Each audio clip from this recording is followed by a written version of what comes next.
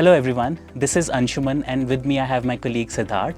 Welcome to this knowledge sharing session hosted by Aranca. Aranca is a global technology advisory firm and we help organizations accelerate innovation. Today we have Nishant with us from Bosch. He is a senior open innovation leader at Bosch and we will be discussing about open innovation and the startup ecosystem in India. Thank you, Nishant, for giving us the time today. Hey, my pleasure. Would you like to talk a bit about yourself and your role at Bosch? Sure. So at Bosch India, I look at corporate startup partnerships.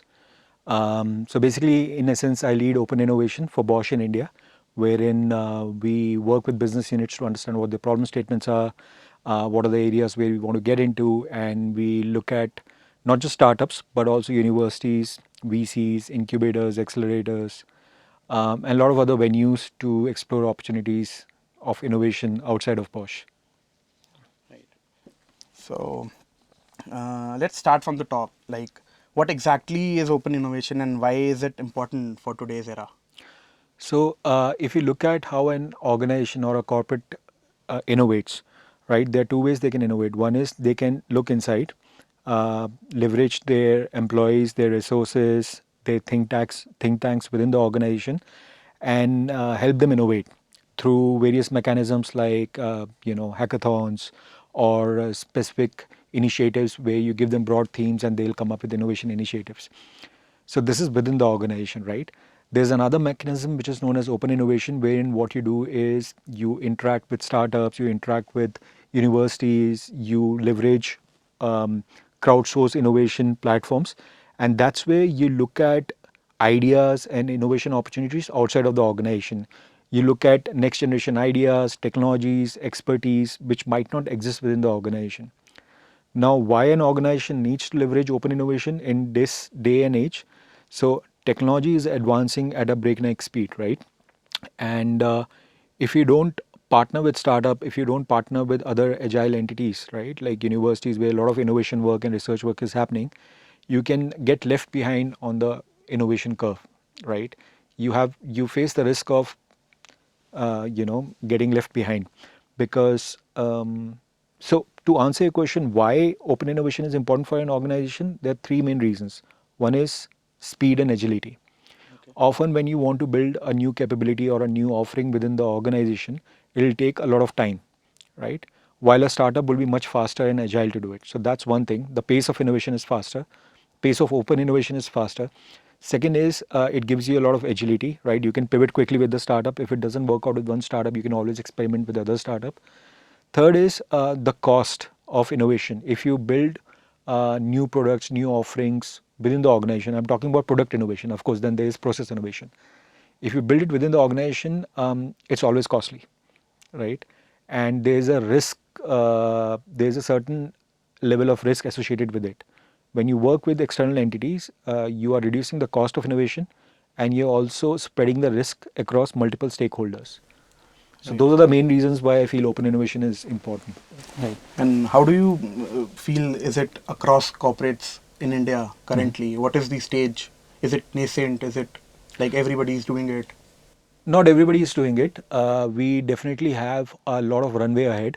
I mean, Indian corporates and multinationals operating out of India. If you look at open innovation and you look at any corporate survey for that matter, and you see these leaders being surveyed, right?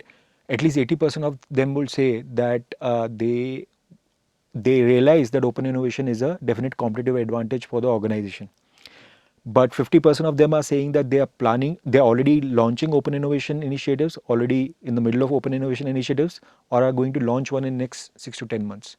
Okay. So it started, right? A lot of corporates are experimenting with startups, but still there are a lot of challenges, right? Especially with Indian traditional corporate houses, traditional family houses, because they will invest in startups, but partnering with startups and working along with them, these are traditional organizations with a very specific sort of a work culture. And partnering with a startup which is very agile, things in a very different way, sometimes it's not that easy for them. Second issue is lack of trust. So a lot of big Indian corporate houses will have a lack of trust. How will they share their IP and data with the startup? So, but they will eventually come around. So, long story short, it's not as mature as a lot of other, startup hubs like US and China, but it has picked up momentum. Yeah. So, what are the ways in which companies usually do open innovation with startups? All right, so it's a very wide field of play in terms of how corporates partner with startups, right? It depends on a lot of factors. Um, it depends what you want to achieve with that startup. What is the end goal? So, in essence, if I have to classify it, one is strategic partnerships, right? Strategic partnerships is where you identify a few synergies with the startup and you figure out that, okay, the startup will bring X, Y, Z. It could be a capability, it could be a digital asset, or it could be an IP. The corporate brings this and we, work together. And it's a much more of a long-term roadmap. I'll give you a few examples later on, but that's what a strategic partnership is.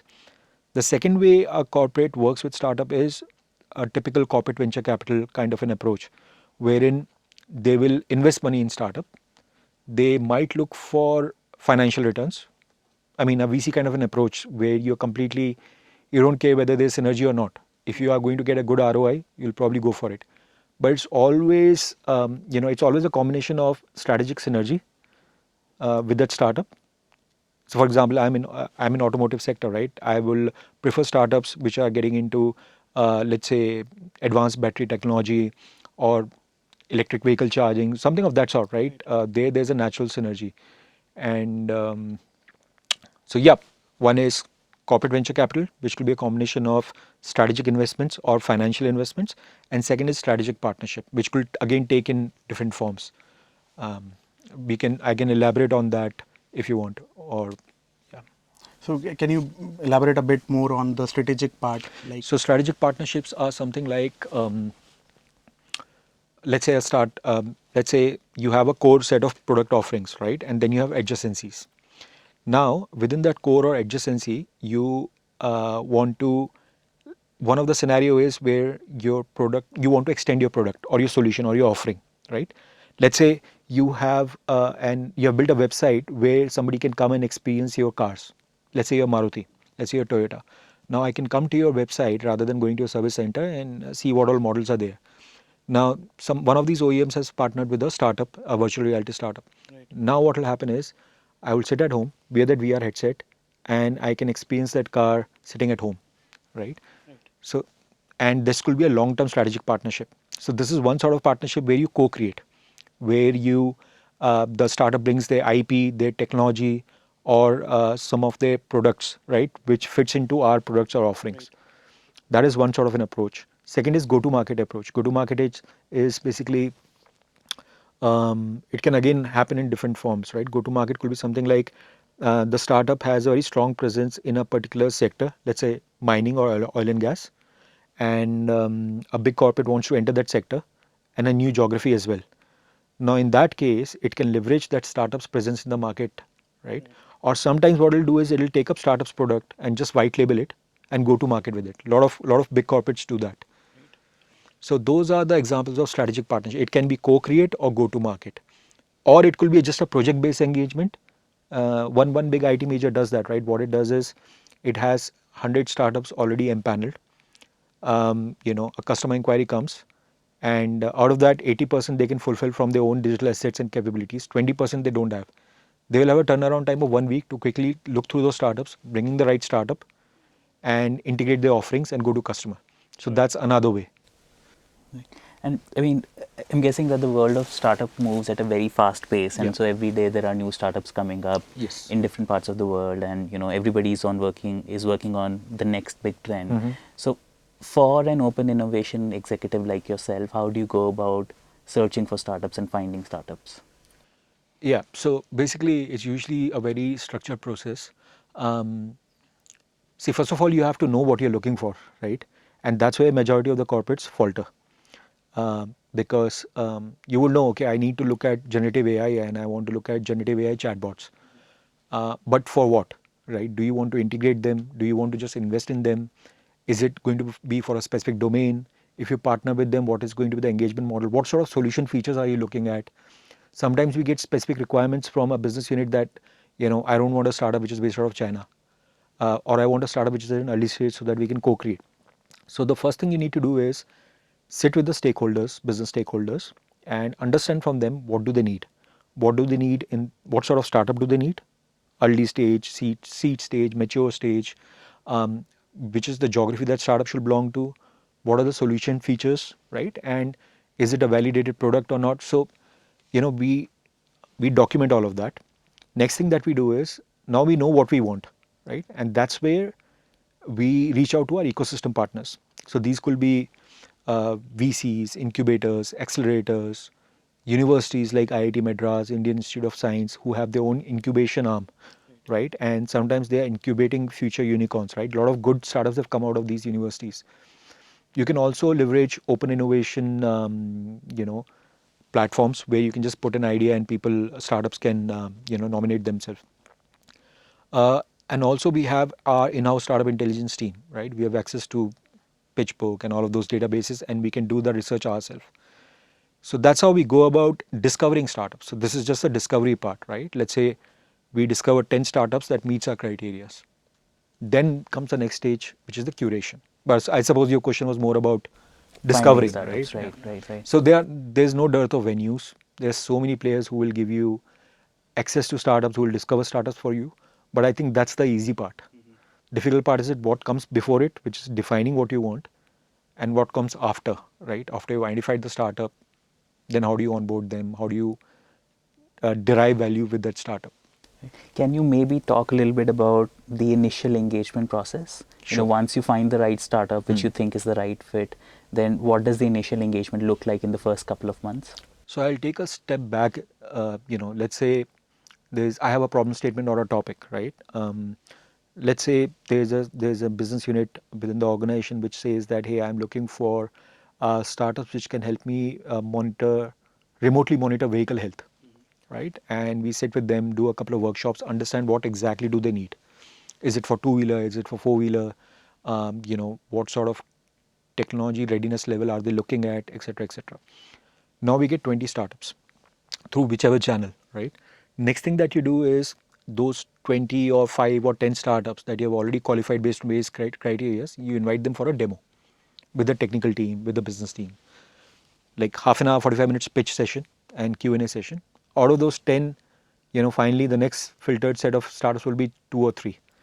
Then we will do a POC with them, proof of concept, wherein we want to make sure that whatever they're claiming to be, either in terms of their capabilities or their solutions capabilities, we want to validate that through a short proof of concept, right? I mean, we will probably do it on 10 products, with a very limited scope, and then we assess them on their technical capabilities, on their solution capabilities. If everything works out fine, then we obviously start discussing with them what is our engagement model, right? And the startup and corporate needs to be very well aligned at this stage. You could have a very different thought process in mind while the startup is thinking a completely different thought process, thinking I'll get acquired in another 6 months. So you need to be aligned that what's the roadmap ahead. Once that is done, then you run it through legal team, you'll run it through your procurement team, right? All of those operational considerations come into play, and then initially we were playing the role of an accelerator also. So then we will nurture them for a couple of months, give them exposure to a lot of SMEs. But now we bring in mostly mature startups. So we get in straight into the alignment stage. Alignment stage is we are trying to align that startup with the respective business unit and tell them, because the problem statement or the topic came from the business unit. So I am the person who is the guy who is managing this, who is the go-between, right? So I'll make them sit together, define the commercial terms, define an engagement model, define a roadmap, and then have milestones which I'm going to track from time to time to make sure that the business unit and the startup are still working together, because many times these relationships fizzle out for various reasons. Yeah. And a slightly off-track question, since you deal with all of the business units and you're talking to R&D teams from all of these business units, what technology areas excite you the most? See, it's not about what technology areas excite me personally, but more important question is what technology areas are relevant for my organization, right? And it's just crazy, right? The pace at which technological advancements are happening. Of course, generative AI everybody is talking about, and we are looking at it very intently to see what can you do. but things are changing every week, right? There are new business models coming in. Uh, so generative AI definitely is one, and anything in mobility technology, because that's where Bosch's bread and butter lies, right? So what's happening in EV space, what's happening in battery space, what's happening in software-defined vehicle space. Um, how can we provide value to big OEMs, in terms of how they can work with their fleets, so those are the areas. Healthcare is another area that I'm looking at right now, because that's also a business unit. I'm trying to see what are the emerging spaces. So it depends on the context, right? Tomorrow somebody comes to me and says that, hey, I work in data annotation. So that'll become my interest area for at least next 1 month, right? I'll have to go deep in it. Right. Yeah. Healthcare and then automotive, they are Yeah. very different if you think So about that's them. Bosch for you. Right. So, Like, do you work on a lot of horizontal technologies which cut across sectors? yes. So IoT, AI, robotics, cybersecurity, these are some of the horizons. So when we identify innovation search field, it's verticals like mobility, healthcare, industry 4.0, and couple of other verticals. And the horizontals are more like AI, IoT, robotics, cybersecurity, which cuts across domains, right? Across domains. So that's how we identify topics at the intersection of these verticals and horizontals. And for an open innovation leader like you, how do you keep yourself updated with the latest and the greatest technologies? Because you're dabbling with so many things, I Yeah, you believe. need to be contextual, right? Otherwise, you'll go crazy, right? I mean, you can't read about 10 technologies through the day. If that's your only job, then, I would love that job wherein Yeah. I'm just researching and, talking about those topics. Technology evangelists, Right. a lot of corporates have technology evangelists. That's their job. But that's just 15% of my job, right? The rest of 30% is managing the stakeholders, managing the operations, and rest is working, talking to startups, right? Understanding the business case. See, I don't need to go deep in technology. I have other people in the organization who are AI experts, who are experts in IoT, who are experts in two-wheelers, four-wheelers, right? We have all those technical competencies. But you as an innovation guy or a strategy guy has to look at the bigger picture and see that if I bring in startups for this technology, is it going to result into something spectacular, right? Is it going to create new products? Is it going to save me 40% efficiency? I mean, deliver 40% efficiency improvements. So, because many times as engineers and as technology enthusiasts, you get carried away, right? You will be like, oh, I need to do something generative AI. But first you have to make sense, is there a business model behind it? Is there an opportunity behind it? And then you think about it. So I have to stop myself at a certain level and leave that deep thinking part to technology experts. So as you mentioned about corporate venture capitalist, right? So can you share more thoughts about that and how it is different from traditional venture capitalist? Sure. So every big corporate, first it's important to understand how a typical innovation organization is structured within a corporate, right? So the innovation organization will have a head of innovation or chief innovation officer, or a CTO whose mandate is to drive innovation. Now within his or her organization, there will be people who will be driving innovation within the organization.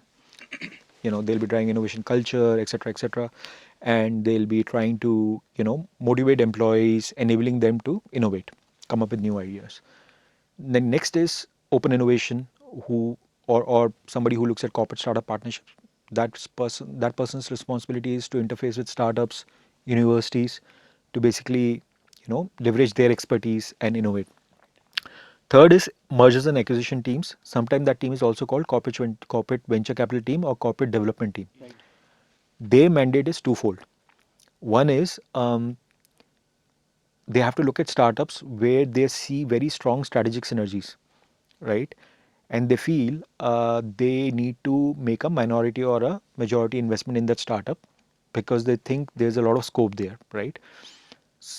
And they could also think in terms of, if I invest $100 today, right, in a couple of years down the line, can that $100 become $1,000? So a typical VC mindset.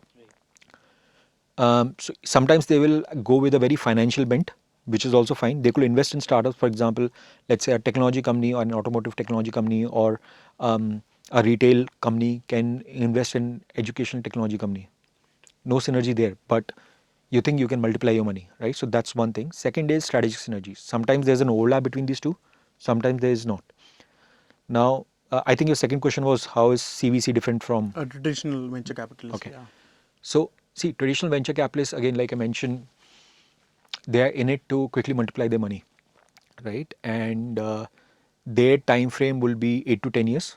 They will exit, yeah. And they are very unemotional about it. I mean, of course, when you invest money in something, you want to make sure it succeeds, right? But they really don't care, which domain it's coming from, unless you are a VC which is focusing only on deep tech. They are not looking for any synergies per se, right? But a corporate venture capital team will look at strategic alignment, synergies. That's very important, right? Also, a corporate venture capital team will have a longer time horizon.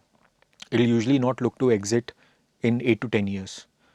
Again, VCs investing LPs money and CVCs investing from the P&L, right? So that's a very big difference. And also, you know, from an investment point of view, if startup is looking for more investments, how they work with VC versus a corporate venture capital is very different.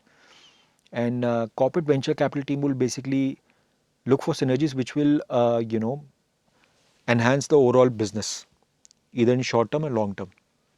So that's how it works out. For example, let's say a corporate venture capital team has its core, which is, let's say, it manufactures engines, but it feels that in another 10 years' time, there'll be other adjacencies that will be coming in. So rather than directly investing money now, they will invest money in startups and they'll keep on working with them. In 10, 15 years, when that becomes a part of your core portfolio, that is when you have already understood the market and you can simply acquire that startup. So those are the fundamental differences, right? Sometimes the deal size also varies a lot, but that is subject to, I mean, that's very contextual. Sometimes CVCs will put in more money than VCs. Right. But these are the main differences. Right. So how mature is the CVC ecosystem in India? I think it's not that mature. If you look at it, um, so let's look at it in terms of number of deals that have happened. From 2017 to 2022, the number of deals, CVC deals in India, uh, jumped 2.5x. But 22 to 23, like every other geography, it dipped significantly. In total, we have about 80 to 90 corporates, mix of MNCs as well as Indian corporates, which have a CVC arm. You compare this to US and China, where the number of corporates which are investing in startups are close to 1,000, 800 to 900 corporates are doing that. So we definitely have a long way to go, because Indian corporates can be sometimes be a little bit risk averse, and given the current macroeconomic environment where even VC funding is going dry, corporate venture capital teams are very careful, right? They will take their time, they will identify that one target and invest a lot of money in it. So to answer your question, it's uh, there's a lot of potential ahead, but we are at the very starting point where corporates are starting to invest in startups. But I don't think so. It is. I mean, if you look at percentage of CVC as a percentage of total VC funding, it was 12%. Now it's 9% in India. So total VC deals, only 9% will be corporate venture capital. So definitely not a big amount, but it's picked up, and hopefully it will catch up with US and China ultimately. So do you also see like the when a corporate invests in and when it doesn't invest in, and it is also collaborating with the startups, right? What is like a difference in the seriousness of working with the startups? See, that will vary from corporate to corporate, from an individual to an individual. But most of the big corporates, I understand your question. You're saying one is a situation where they put in their money. Putting in money and Yeah. otherwise they are not putting in money. No, just because of the basic human nature, right? I mean, let's say if you want to work out, right? Your society might have a gym, but if you invest in Gold Gym or some other gym where you have already paid them 10,000 rupees, you will have more motivation to go and work out, right? Rather than having a gym which is in your society. So it's like that. You have already put in money. So the seriousness and the focus will be much higher from corporates versus another case where you have connected a startup with a business unit, and now that business unit can later on say that, hey, this topic is no longer a priority for me, or I have run out of budget, or the startup might feel that the startup is not getting the right amount of traction with the business unit. and a lot of these engagements fizzle out. So yes, CVC definitely, if a corporate is going through venture capital route, it has to be serious because there's money invested now, and you will be asked questions every year. What is the ROI? What is the way forward? What is the progress? And do you also see startups going to traditional VCs Hmm. or coming to CVCs? How is that game turning up? See, in today's day and age of funding winter, maybe we are at the fag end of a VC funding winter, but nowadays startups, if you're not like the top 5 percentile of the startups, right, which have a very differentiated offering, something like OpenAI or any other startup which is like which has differentiated offering, right, they'll be dearth of funding. So they'll go everywhere and anywhere. They'll go to VCs, they'll go to CVCs, they will go to angel investors. The idea is जहाँ से भी पैसा मिल जाए, right? But if I was a startup and I had an option of VC versus CVC, I'll keep certain things in mind. So when you work with a corporate venture capital, the advantage is biggest advantage is, let's say you are a mobility startup. You have a platform which basically can figure out vehicle health remotely, right? Now, uh, you will want to work with a corporate partner which is already in that industry, which is an established player in that industry, right? Because especially if you are in early stage, because at that stage the kind of mentorship, growth, market access, lab access, uh, the kind of resources and capabilities that you get exposed to is amazing. And you get some sort of a validation also that he has worked with Bosch or Maruti or BMW or Mercedes, right? So that generates a lot of validation, right? And even in the growth stage, you can utilize their supply chains, you can utilize their operations, and they can take you to new markets. So those are the good things of working with a corporate. But the downside is that the corporate will be protecting its own strategic interests. So the startup might not have a lot of flexibility if it wants to pivot or go in a completely different direction, because the corporate will be protecting its interests, and it'll have the way it'll work with startup will be based on their corporate priorities and Right. strategic priorities, right? So the flexibility that a startup has reduces considerably. Third is when you need follow-on investment rounds, right? With a corporate, it might not be that easy. Their investment mandates are dictated by the corporate goals, by they have a structure in place which they can't step out of. Right.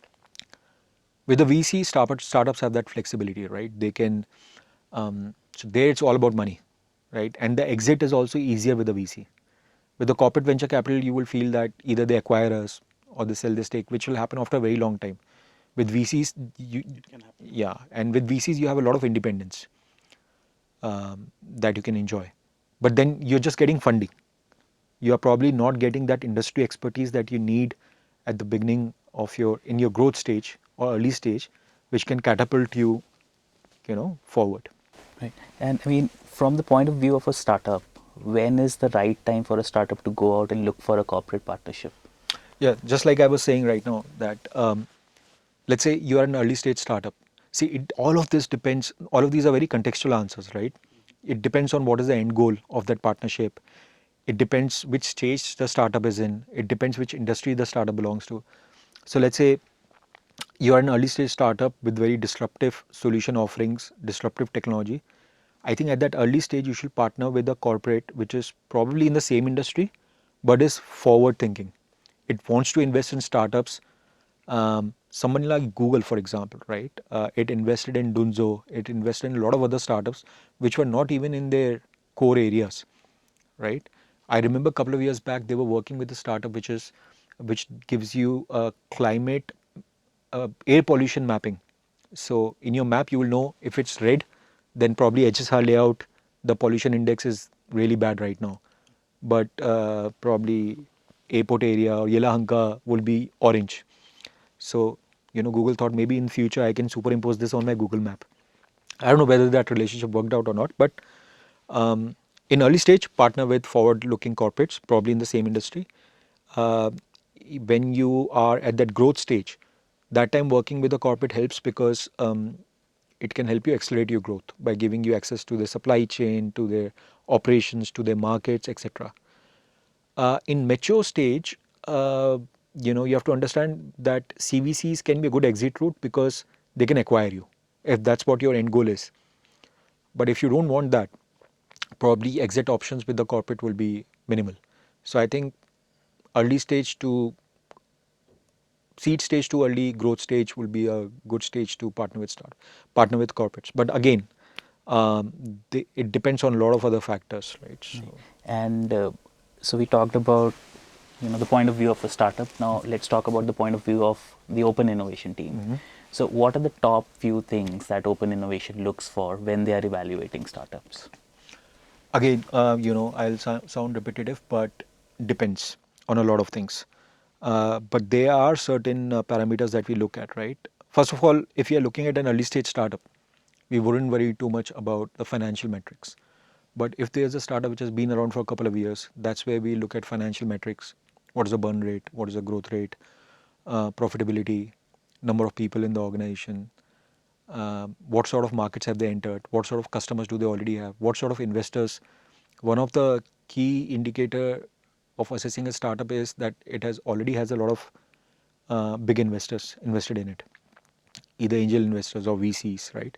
If a VC like someone like Y Combinator has already invested in that startup, we can take it for granted that yeah, I mean there's something about the startup, right?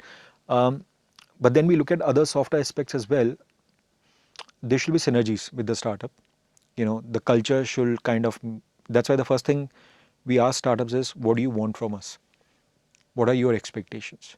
Many times startups will say funding, and that's perfectly fine. But then that becomes sometimes of sort of a red flag, because you know that the startup is not looking at long-term partnership but just wants funding quickly. That will not happen with big corporates, right? That's a different route. So the culture of the startup, the profile of the founders, their team, what sort of inroads they have already made, their solution. Most importantly, in when you're talking about next generation technology, whether it's generative AI or AR, VR, right? If somebody says, "Hey, I have a solution that I built on top of OpenAI," and it's pretty straightforward, right? If we don't see a lot of value over there, some differentiation, we'll probably not move ahead. Since you talk to a lot of startups in India, do you see a lot of startups working on fundamental technologies, fundamental innovation, deep tech, if we might want to call it that? I think there's a, just based on my limited understanding and whatever I have seen, I could be wrong, but in my understanding and my opinion, deep tech is a space where we need to do a lot of grounds up innovations. Right now, I think in deep tech, it's mostly copy paste of what is happening in in Bay Area, for example, or Israel, or China, right? So deep tech innovations are not happening, and probably there's a reason for it, that investors are risk averse, and they're not putting money in startups which are fundamentally innovating. They're building something of their own, right? So for some reason, the deep tech startups have not gone up, have not performed that well as startups like who are basically optimizing your e-commerce space. Yeah, something like you'll get your delivery in 5 minutes. That's an area of innovation, right? Educational technology. So there are certain areas. Fintech, India has innovated a lot, much forward-looking innovations compared to other big developed countries. But deep tech is a space which involves Gen AI, IoT, space tech. These areas have started to look up, and I think they are going to grow in coming years. But right now we are way behind. Right. And interesting thing that we talk about culture. When a startup comes to an open innovation team for evaluation, you also assess culture. The DNA of both is very different. Yeah. Startup thinks in a very different way, corporates Correct. think in a very different way. So when the two get married, what are the best practices that? Yeah, it's a very tricky game, because here you have a startup which consists of 6 or 7 very driven individuals, very passionate about their idea, right? And they want to move fast. They think the world is their oyster, which is very good, right? These are the kind of people who will move the needle. But then you have a corporate, right, which is a big organization, about 20 different decision makers, and they are organization policies you have to follow. It could be legal, it could be procurement related, and the decision making is slow. So you have a startup which is quick, agile. There's just one person who will make a critical strategic decisions, and then you have a corporate where any big strategic decision will have to go through multiple teams and take their own time, and they'll do their own analysis. So often there is an asymmetry between a startup and a corporate or a big corporate. Now, the challenge is how do you bridge that gap? One way to go about it is, um, you know, when you are starting a partnership, even before you start looking, right? Let's say I found you, you're a startup founder. I have to be very clear. We have to sit together and figure out why are we together? What are we going to do? Right? What's the timeline? At least have a broad roadmap in place. Make sure that the business unit is aligned with it. And now also understand that things can go south from here. The plan that you've laid out might not work. So you have to be flexible. Both corporate and startup have to be flexible. They have to be flexible. They have to pivot very quickly. The engagement model that you have figured out might not work, right? So you have to again go back to the drawing board. And most importantly, the trust and communication. So the trust factor is very important between a corporate and a startup, both ways, right?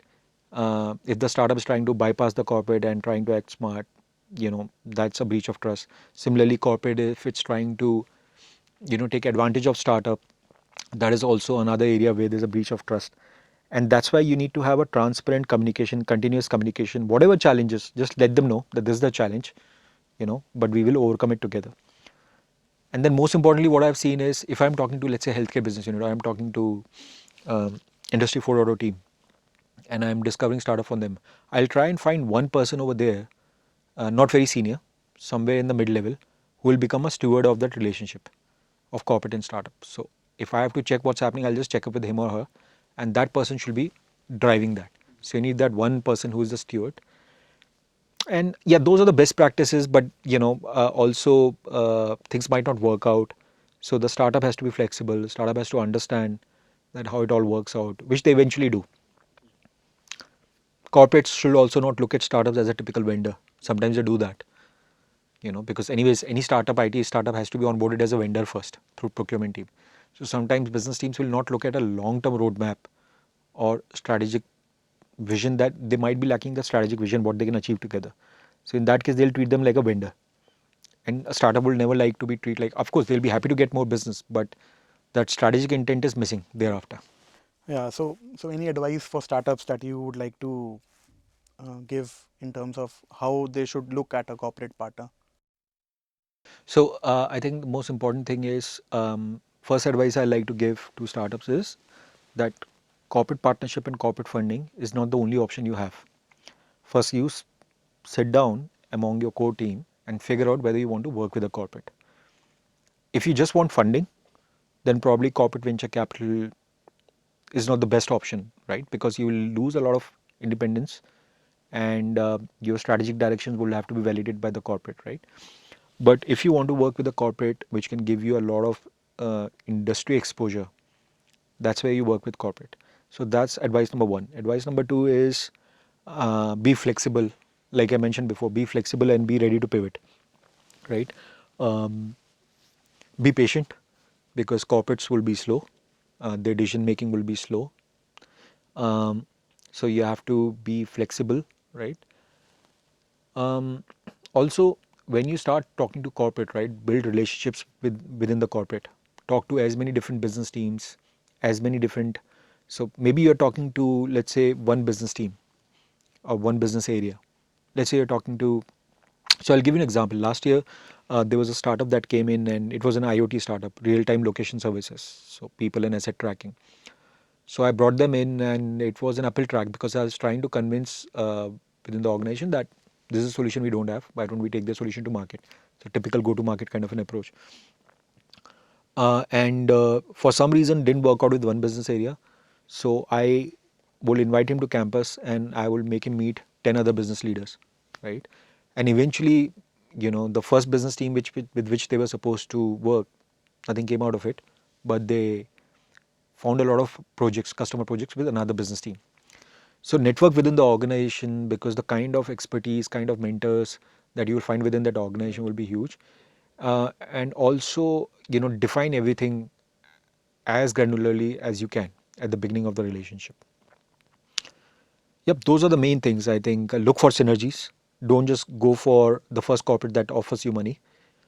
See if, beyond funding, can that corporate elevate you or catapult you because of their market presence, because of their operations in place, their supply chain, their distribution network, their branding.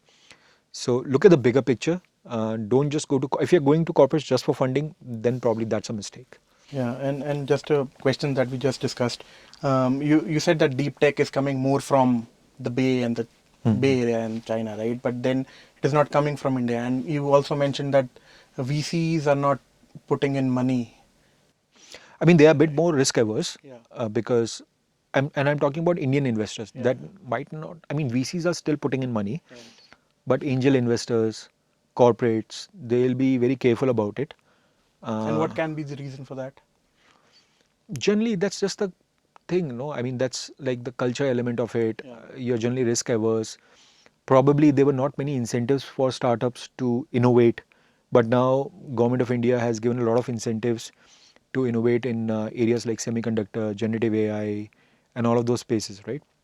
So probably with this kind of a support funding in place, deep tech is going to boom because there's a lot of runway ahead. For example, space tech is, if you look at Bangalore, there's so many startups in Bangalore. They're already launching their own satellites and all. So that will qualify as deep tech, I think.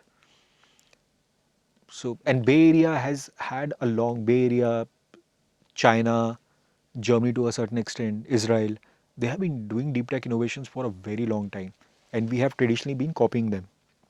Fintech is the only space where we actually innovated for the rest of the world. So it's going to happen. It's just a matter of time. Yeah. Yeah, as just a parting thought. So, can you share a few case studies wherein we can highlight what are the key traits of a successful partnership vis-a-vis an unsuccessful partnership? Sure. So, see, like again, I'll sound repetitive, but a startup corporate partnership will only work when the design part of it is solid, is waterproof. In terms of why are you partnering, what do you hope to achieve together, why you two, right? Why can't that corporate go to another startup? Why can't that startup go to another corporate? What does the startup expect out of it? What does the corporate expect out of it? Document that. We might deviate from that in due course of time, but have that as a good starting point, right? Also, answer some difficult questions that who will hold the IP, who will hold the data, what are the security concerns, where will the data lie, will the solution be on their cloud or your cloud, will it be API? So answer as many questions as you can from the very beginning, because majority of these, and it's also upon the corporate, right? I mean, it's my job. If a business unit comes to me and says that, hey, I want a startup for XYZ, I have to ask him 10 questions first. That why do you need a startup for this? Can it be done in-house? Can you get a vendor for this? Why do you need a startup? So I need to be very brutal. I say no to 8 out of 10 requests that are coming in. So I have to be very clear that this is a strategic topic. But in spite of that, the engagement might not move very far. There was one example where a startup came in and you know it was in it was a mobility startup, and to begin with, that business leader thought that this is a very good strategic topic, right? I want to drive that. He had all the go aheads, but we started, and then after a while the business leader got other priorities, and he said this is no longer a priority. So this happens. So mostly it's either that topic was not vetted properly, or the startup and the corporate just couldn't work together, right? Because sometimes the startup founders will be like, no, this is I don't want to compromise on XYZ. This is my strategic intent.